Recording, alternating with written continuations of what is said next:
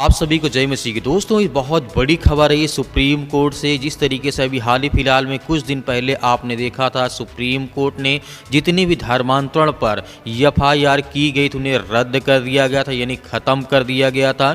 उत्तर प्रदेश सरकार इस तरीके से यहाँ पर धर्मांतरण कानून विधेयक के द्वारा उनके ऊपर एफआईआर की गई थी। सुप्रीम कोर्ट का बहुत बड़ा फैसला है कि यूपी में जो धर्मांतरण कानून 2021 के तहत बनाया गया था, इसे अभी रोक दिया गया है। ये बहुत बड़ी खबर है क्योंकि जब तक सरकार इस पर किसी प्रकार की स्पष्ट रूप से कानूनी सलाहकार या जितने भी यहाँ पर जो कानून बनाए थे जो लोग, यदि यहाँ पर सुप्रीम को स्पष्ट नहीं कर पाते हैं तब तक इस कानून को रोक दिया गया है। उत्तर प्रदेश धर्मांतरण कानून आप अच्छी तरीके से जानते हैं, जिसे लेकर के पिछले कई महीनों से बहस जारी थी। अब उस पर सुप्रीम कोर्ट ने कड़ा रुख अपनाया है। देश के सर्वोच्च अदालत ने कहा है कि कानून का इस्तेमाल किसी भी निर्दोष व्यक्ति को परेशान करने के लिए नहीं होना चाहिए। सबसे बड़ी बात यहीं पर है। और यही नहीं, सुप्रीम कोर्ट ने इस कानून की कुछ धाराओं को लेकर के संवैधानिक सवाल पर भी बहुत सारे सवाल यहाँ पे उठाए हैं।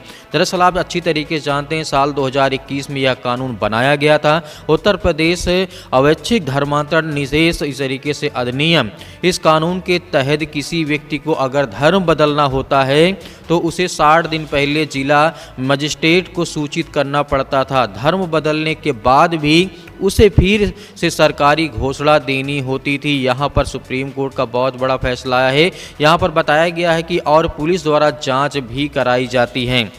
लेकिन सुप्रीम कोर्ट ने कहा है कि ऐसी प्रक्रिया बहुत बोझिल है और यह व्यक्ति की धार्मिक स्वतंत्रता और निजता के अधिकार को प्रभावित करती है। इस बात को सुप्रीम कोर्ट ने तंज कसते हुए कहा है कि सरकार इस पर विशेष रूप से ध्यान दे।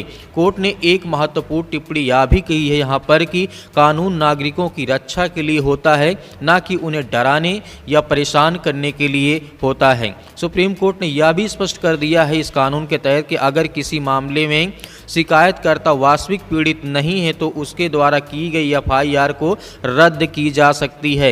इस फैसले के बाद कई एफआईआर ऐसी हैं जो अदालत ने, सुप्रीम कोर्ट ने तुरंत ही उसे रद्द कर दिया, खत्म कर दिया, ये कहते हुए ये किसी और व्यक्ति ने यहाँ पर धर्म परिवर्तन के नाम पर एफआईआर करवाई है, पीड़ित व्यक्ति ने नहीं करवाई है। इसलिए इन सारी जितनी भी एफआईआर उन्हें रद्द किया जाता है। आगे इस तरीके से बात करते हैं, सुप्रीम कोर्ट ने राज्य सरकार को यह भी कहा है कि जब तक इन विवादित धाराओं की समीक्षा नहीं हो जाती है, इनका इस्तेमाल नहीं किया जा सकता है, तब तक इस पर रोक लगाई जाती है। यानी